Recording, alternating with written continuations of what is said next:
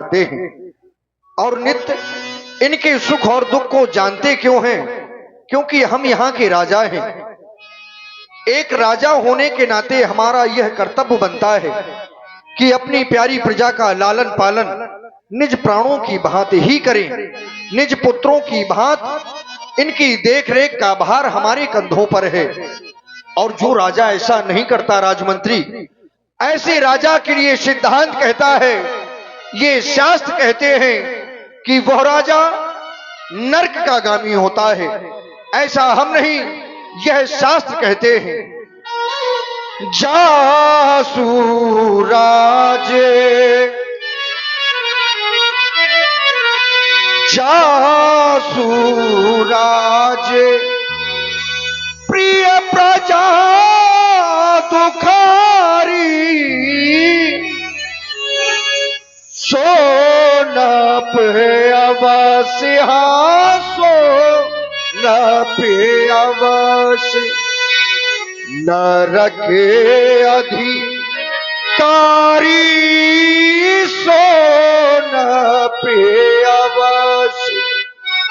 वह राजा नरक का गामी होता है जिस राजा के राज में यह प्यारी प्रजा दुख पाती है। ऐसे ही राजा को सोचनीय बताया गया है, ऐसे राजा को निंदनीय बताया गया है। कैसा राजा? सोचिए न पति सोचिए न पति जो नीति न जाना जेहि न प्रजा प्रिय प्राणे समाना जेहि न प्रजा।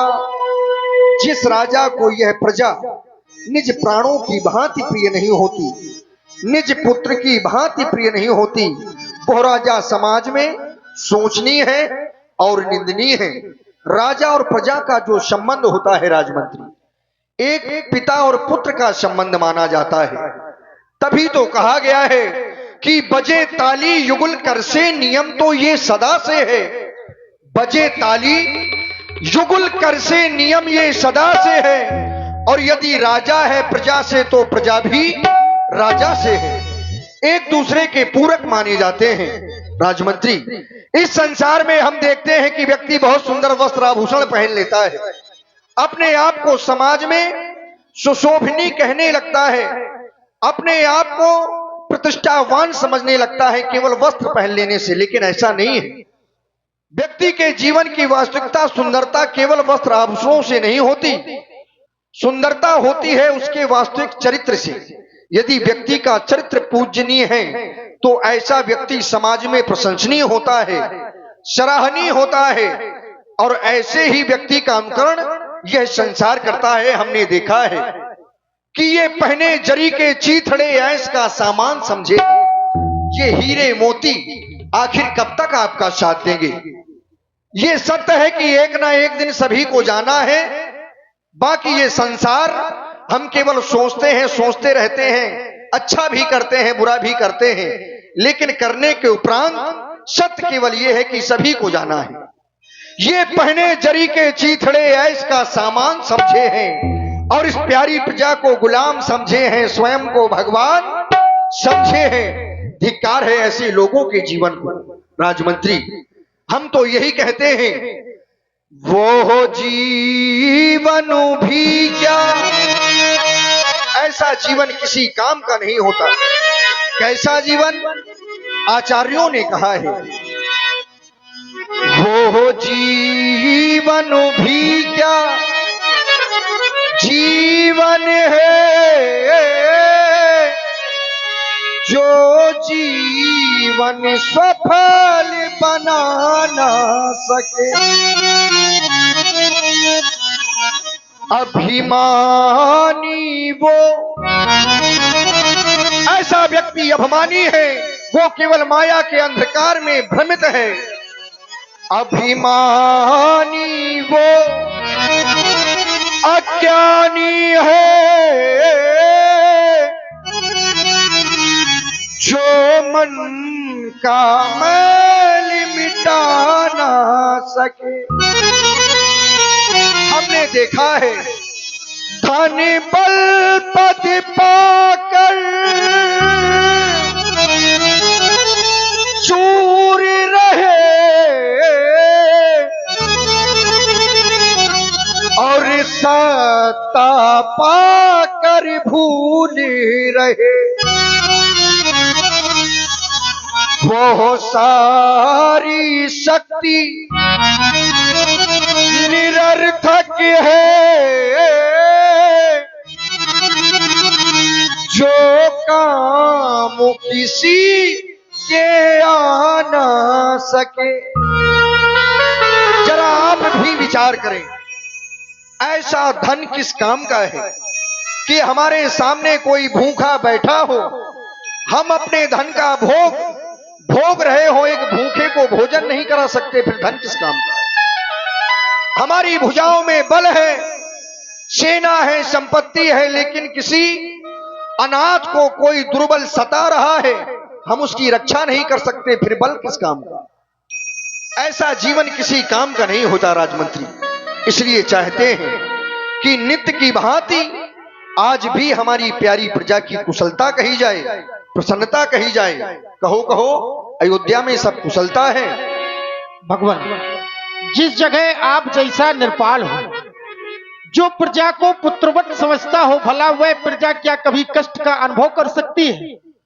आपने अपनी प्रजा से एक संबंध स्थापित किया है पिता और पुत्र का, और जब कोई भी निर्पाल, कोई भी राजा अपनी प्रजा को पुत्रवत समझने लगे तो वहां किसी प्रकार का कष्ट तो दूर की बात है महाराज, कष्ट का अनुभव भी प्राणी नहीं कर सकता है। आप कोई साधारण निर्पाल नहीं है, इस भूमंडल पर बहुत निर्पाल है, लेकिन आप जैसा ज्ञानी धर्मात्मा निर्पाल हमारी दृष्टि में दूसरा नहीं है। क्योंकि आपके विषय में कहा गया, धर्म धुरंधर गुण निधि ज्ञानी, हृदय भगत मति सारंग पानी। धर्म की धुरी को धारण करने वाले इस धरा के धर्मात्मा निर्पाल है आप, और आप जैसा धर्मात्मा निर्पाल जिस प्रजा का हो उसके तो अहो भाग्य है। प्रजा चारों तरफ आपके नाम का जय जयकार कर रही है, चारों तरफ खुशहाली ही खुशहाली है।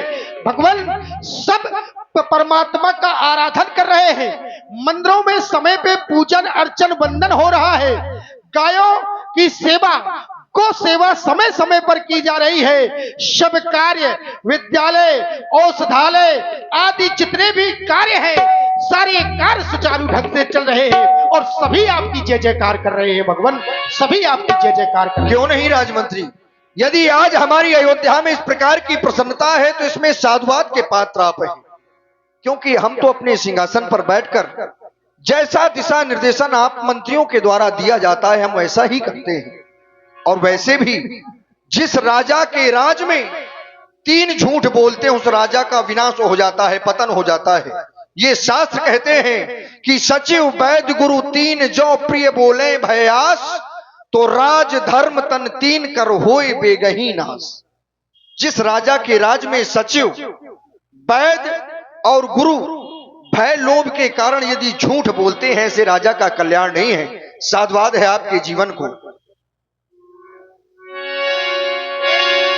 एक बार भूपति मन माही, भय गिलानी मोरे सुत नाही। राजमंत्री, भगवान, आपने हमारी अयोध्या की प्रसन्नता हमसे कही, लेकिन जब वास्तव में मैं अपनी इस अयोध्या की प्यारी प्रजा की ओर दृष्टिपात करता हूं तो पाता हूं, क्या वास्तव में अयोध्या की प्रजा प्रसन्न है? तो हमारा अंतःकरण कहता है कि नहीं, आज भी हमारी अयोध्या में कष्ट है, दुख है। वह दुख क्या है राजमंत्री, आप भी देखें ना। आपने भी देखा होगा कि जब भी हमारी अयोध्या में किसी के गृह में बालक जन्म लेता है तो अयोध्या में खुशियां नहीं मनाई जाती, उत्साह नहीं मनाए जाते, बधावे नहीं बजवाए जाते। कारण केवल यह है कि अयोध्या के सम्राट के पास कोई संतान नहीं है।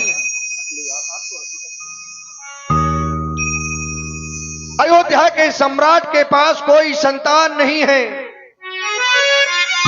आज इसी दुख से हमारी अयोध्या की प्यारी प्रजा भी दुखी है, अपने पुत्र जन्मोत्सव की खुशियां नहीं मना पा रही। तो क्या राजमंत्री, जब हमारी अयोध्या में इस प्रकार का दुख है तो क्या ये हमारा दुख नहीं है? हम भी विचार करते हैं, क्या हमारे बाद अयोध्या के सूरमुखी सिंहासन पर बैठने वाला कोई नहीं होगा? क्या राजा दशरथ के बाद सूरवंशियों का नाम समाप्त हो जाएगा?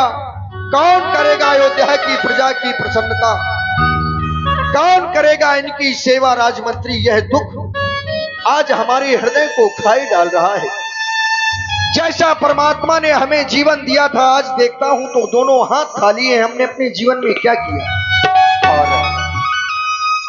आप हैं